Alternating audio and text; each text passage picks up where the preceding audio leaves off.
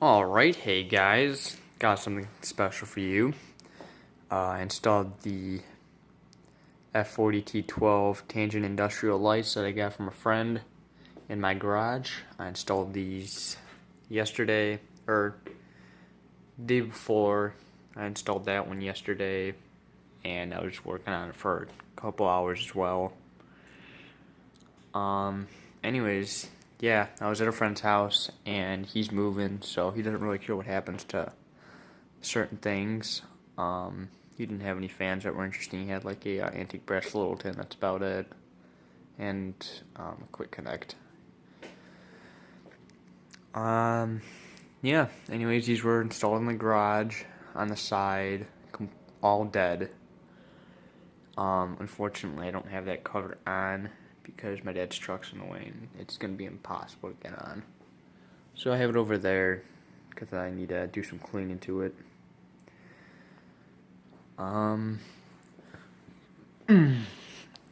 Anyway, sorry about that. I did clean these up the best I could with what I had, just steel wool and water and a sponge. So these two didn't turn out perfect, but my friend brought over some, what is it called? What is it called again? Simple green, that's it. So yeah, this one still needs to be cleaned. It's kind of rusty. This one came out really nice. These ones, still a little bit on the rusty looking side. But yeah, I think they turned out pretty nice. I really like the look of them, kind of old industrial look. They're not preheat, which would have been pretty high on my list. But these rapid starts are nice too. Forgot to mention, yeah, they are rapid start.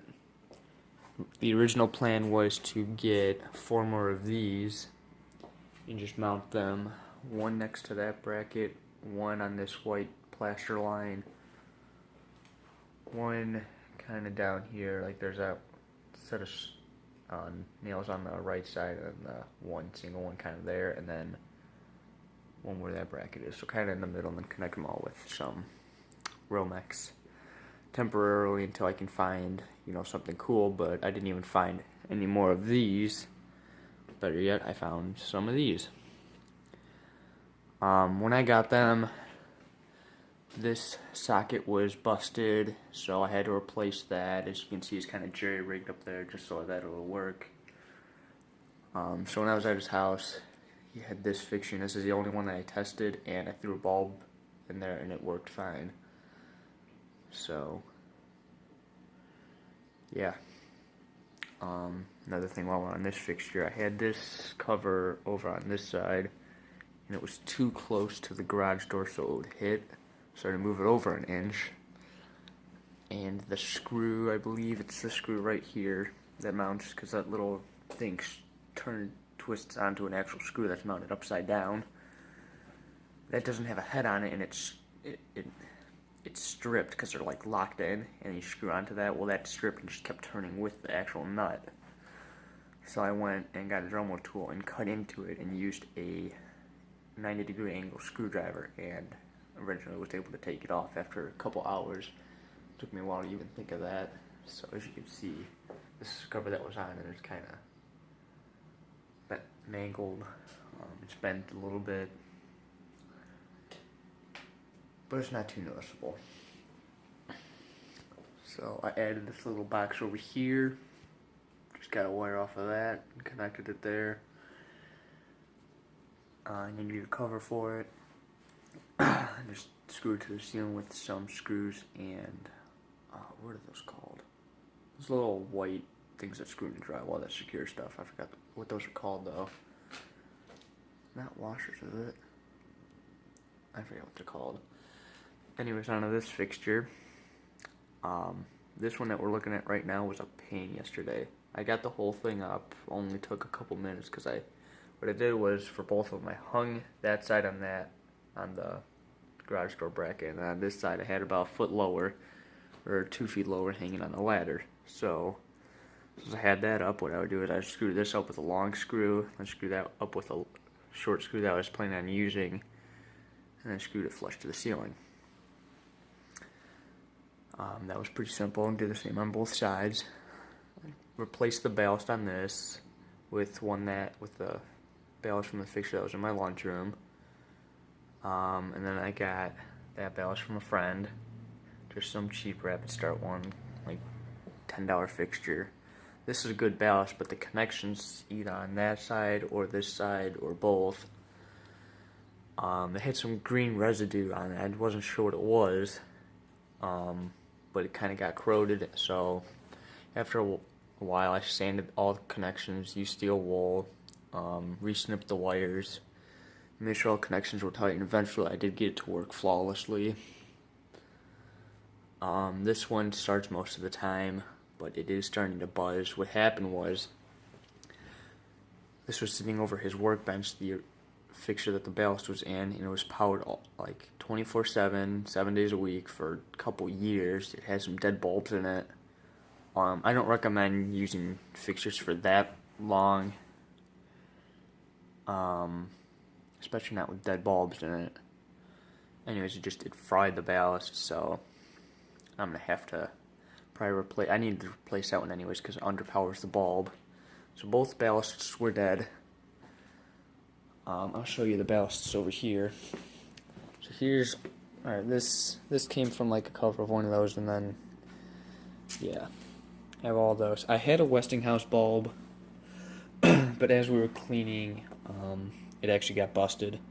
Not my good one that I got from the same place that I got those. I still have 2 more fixtures that are coming in from him, and then I'm probably going to get rid of these and give these to my friend Jason, who gave me the fixture with that ballast on the left. Anyways, take a look at the actual ballasts.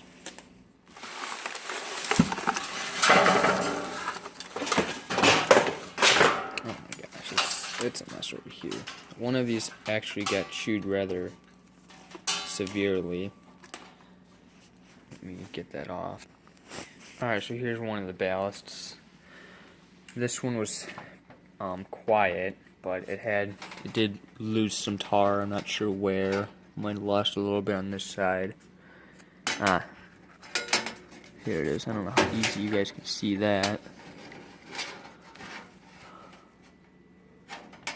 Yeah. See, there's all the tar right there, and actually the wire's a little bit broken. And as you can see here, Mike's just went to town on this wire and this one, so I would have had to either do some wire replacing or replace the whole ballast anyways. And this one, though I think it's pretty clean,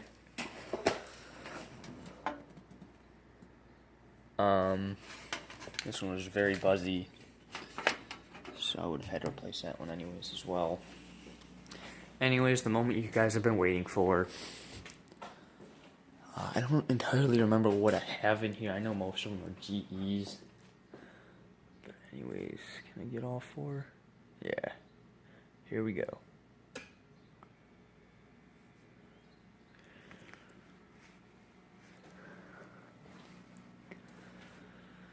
So I think I have 2 ace bulbs, 2 or 3 main lighters.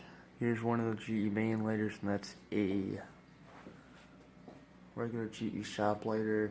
I have a Sylvania Cool White Plus. They're better than the Cool White Deluxes. The Cool White Deluxes, for some reason, seem dimmer to me. I think they are. I have an ace bulb, another GE shop light. I think another main lighter, and then actually that blue one's a main lighter, and the tan one is also, I think that's a GE something. GE, what is it? Wattmister. Anyways, I think you can see a little better that. Let's see, can I change brightness a little bit? No. Alright, I guess you can't really tell, but they are not as clean as that first one. Anyways, let's do a couple more times.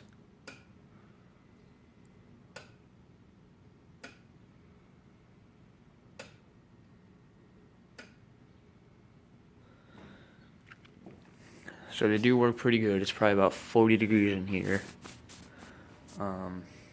Yeah, this one's much darker. I don't think you guys can tell all that. Yeah, I guess you kind of can. Anyways, hope you guys enjoyed. I don't know if I'm missing anything. Oh, so this socket over here, I just put a regular socket in because these are actually plunger type. Because they take F40T12s, they don't take slimline bulbs.